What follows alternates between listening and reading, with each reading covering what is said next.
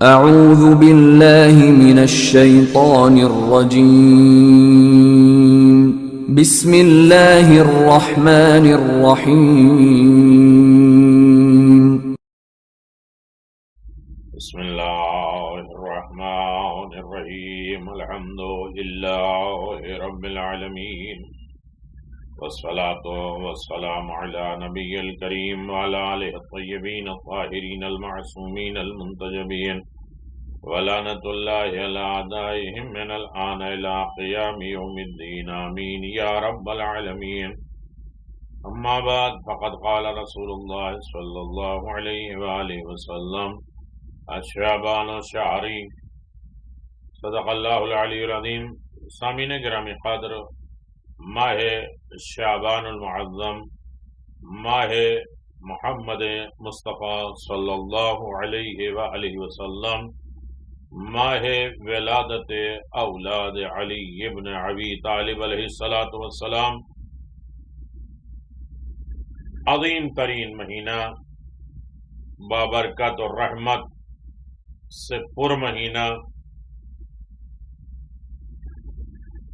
امام حسین علیہ السلام کی ولادت منائی گئی۔ حضور نے فرمایا کہ زمین سے زیادہ آسمان والے حسین ابن علی کی منزلت اور رفعت اور بلندی اور مقام کو جانتے ہیں۔ جنت کے داہنی طرف، عرش کے داہنی طرف لکھا ہے ان الحسین مصباح الہدی و سفینۃ النجاۃ، بے شک حسین ہدایت کے چراغ ہیں اور نجات کی کشتی۔ جتنی طریقے کی ہدایت، رہنمائی، گائیڈنس ہو سکتی ہے سب در حسین سے۔ تو ہم مجلسوں کو، ماتم کو، نوحے کو، مرثیوں کو ایک طریقے کی ہدایت سمجھیں اور اپنی نجات کا ذریعہ سمجھیں۔ اسے نجات سے دور سے کشتی نہ دیکھیں کتنی اچھی جا رہی، بلکہ اس کشتی پر سوار بھی ہوں۔ حسین ابن علی کے فضائل صرف نہ بیان کریں، بلکہ ان کے دروس، ان کی نصیحتیں، ان کے پیغامات کو اپنی زندگی میں ڈھالنے کی کوشش کریں۔ عزیزان محترم، حسین توسل کامل ہے۔ حاجات بارگاہ رب العزت میں جہاں توسل کیا جائے وہ ذات حسین کی ہے۔ یقیناً آپ نے یہ ولادت کے دنوں میں اور خاص طریقے سے حسین ابن علی سے حسین کو مانگنا ہے، یعنی معرفت حسین مانگنا ہے، حسین کو جاننا ہے، پہچاننا ہے اور ان کے بتائے ہوئے احکام پر عمل کرنا ہے۔ شب ولادت جناب ابو الفضل عباس علیہ السلام، جو تمام انبیاء مرسلین کی پسندیدہ شخصیت، یا یہ کہا جائے کہ آج کی شب 4 شعبان ایسی آئے گی جو علی کی تمنا پوری ہوگی، آرزو پوری ہوگی۔ ساری کائنات، سارا دین، مذہب علی ابن ابی طالب کی تمنا کرتی ہے، اور علی ابن ابی طالب جناب ابو الفضل عباس کی تمنا اور آرزو کرتے ہیں اور خداوند عالم سے مانگتے ہیں۔ تو عزیزان محترم، جناب ابو الفضل عباس مقام، رتبہ، درجہ، جناب ابو الفضل عباس ایک انتہائی حسین، جمیل جوان، ایک دراز قد، لمبے قد، طاقتور، رہوار پر سوار ہوتے تھے تو ان کے دونوں پاؤں زمین پر خط رہتے،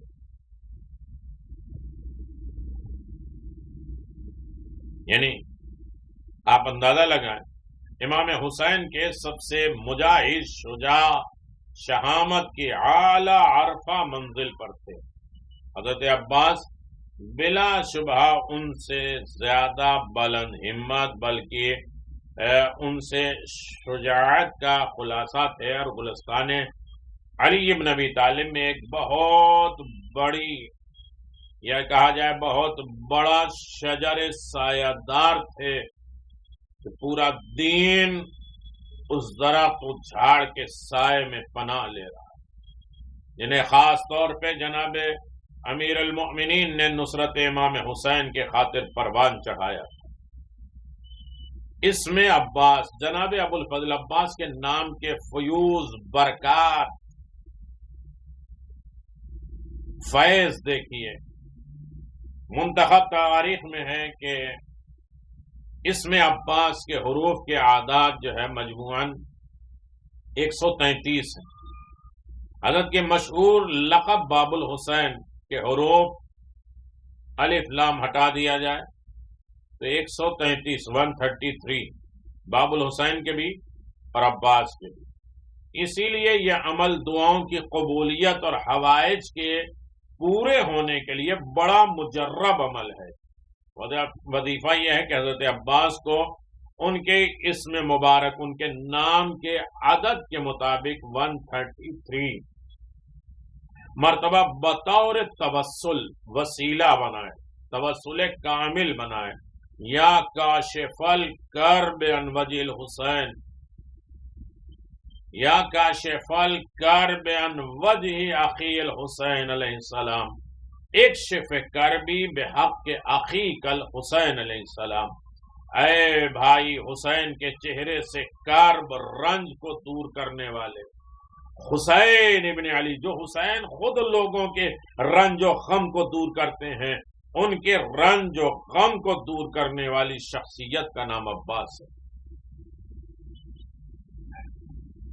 حسین کے چہرے سے کرب اور رنج کو دور کرنے والے، میرے رنج و علم غم ہم کو بھی اپنے بھائی حسین کے صدقے میں دور کر دیں۔ بہت ہے، کم از کم ایسے دن میں 133 ٹائم یہ پڑھیں، واسطہ دیں، وسیلہ دیں، رد نہیں ہوگا۔ کتاب کبریت احمر میں علامہ شیخ نے لکھا ہے کہ ایک حاجت کا تذکرہ کرتے ہوئے فرمایا کہ میں نے اپنی ایک حاجت کشائی کے لیے اللہ تعالیٰ سے حضرت عباس کے توسل اور واسطے سے دعا مانگی، لیکن کوئی استجابت نہیں ہوئی، کوئی دعا قبول نہیں ہوئی۔ پھر ایک رات میں نے ایک سچا خواب دیکھا کہ کوئی شخص مجھ سے مخاطب ہے کہ جس کسی کو بھی اللہ سے کوئی حاجت، اللہ سے کوئی حاجت ہو، وہ اللہ سے ان الفاظ میں حضرت عباس کا واسطہ دے کر سوال کرے، اللہ تعالیٰ بطفیل حضرت ضرور اس کی حاجت کو پورا کرے گا۔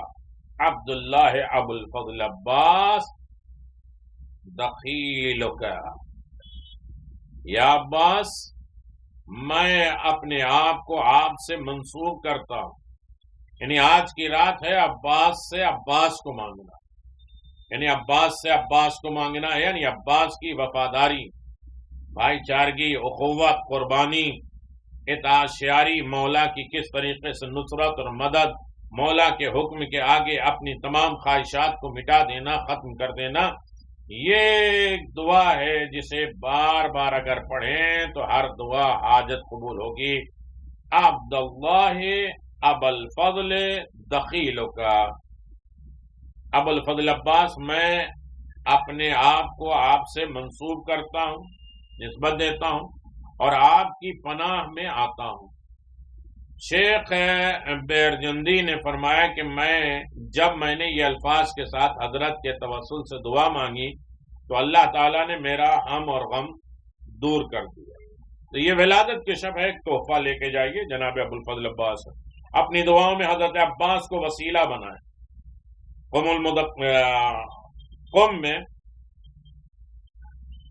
ایک مرجع عالی قدر نے فرمایا کہ مجھے ایک مشکل درپیش آئی، میں نے امام زمان سے توسل کیا اور میں قم کی ایک معروف مسجد جمکران میں اس مقصد کے لیے حاضر ہوا، لیکن ایک مدت تک اثرات حاجات ظاہر نہیں ہوئے، دعائیں قبول نہیں ہوئی۔ پھر ایک رات میں مسجد جمکران سے مستحبی نماز پڑھ رہا تھا کہ اچانک میں امام زمان سے یوں مخاطب ہوا، امام زمان سے خطاب کیا، اے میرے آقا اور مولا، میں اپنی قضائے حاجت کے لیے آپ سے توسل کر رہا ہوں، اپنی دعا پوری کرنے کے لیے آپ کو وسیلہ بنا رہا ہوں، لیکن کوئی اثر اجابت دعائیں قبول نہیں ہو رہی ہے۔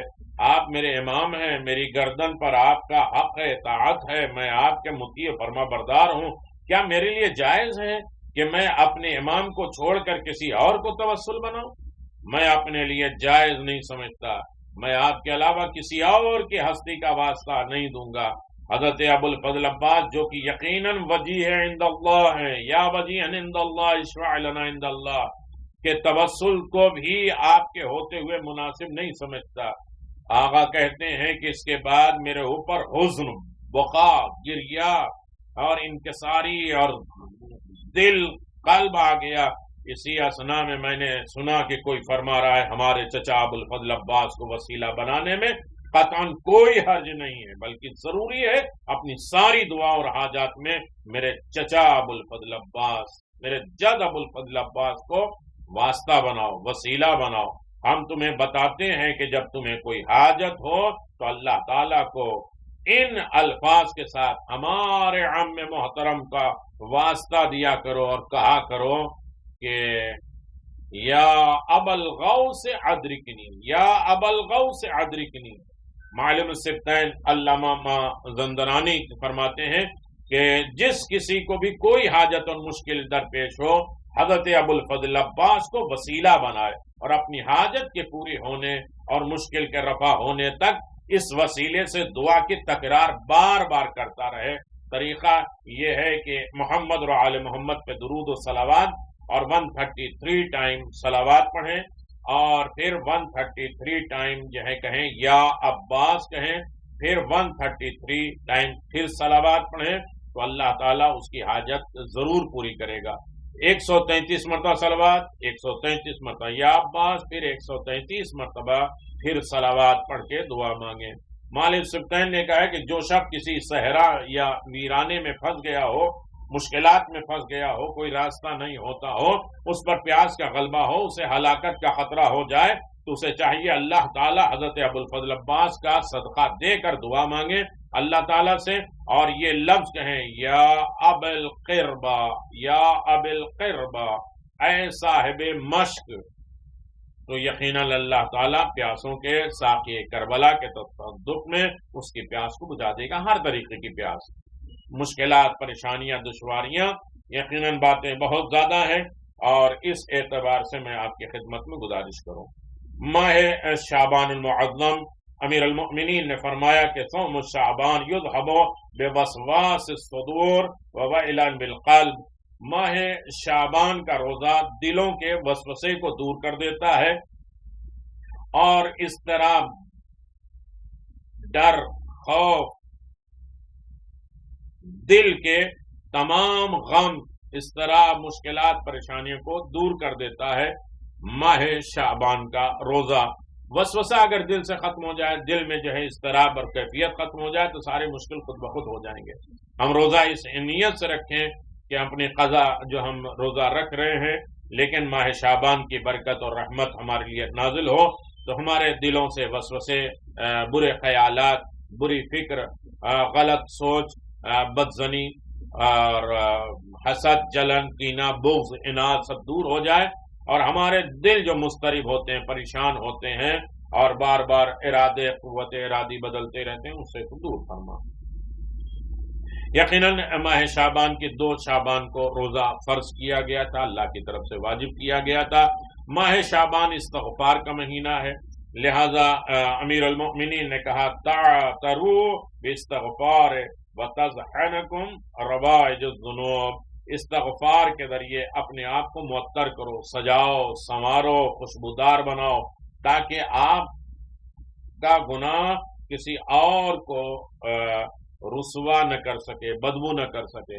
ہمارا گناہ ہمیں نہیں معلوم کہ ہمیں کتنے گناہ، لیکن ہمارے گناہ کی بدبو دوسروں تک جاتی ہے۔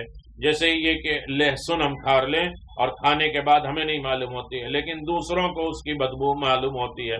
تو بہت سے ایسے لوگ سوچتے ہیں کہ ہم کیا گناہ کرتے ہیں، ہم سے کیا غلطی ہے، ہماری تو سب بات ہے، ہماری سوچ تو اچھی ہے، ہماری فکر اچھی ہے، لیکن یہ نہیں جانتے کہ دوسرے لوگ اس سے جو ہے کتنے متنفر ہوتے ہیں، اور کتنے لوگوں کے دل دماغ میں اس کے لیے بری بدبو آتی ہے۔ لہذا استغفار سب سے زیادہ ضروری ہے۔ استغفار کئی طریقے کے اس ماہ شعبان میں جلدی جلدی باتیں ہوں، اور یقیناً شب 4 شعبان بہت عظیم ترین خوشی کا دن ہے، برکت اور رحمت کا دن ہے۔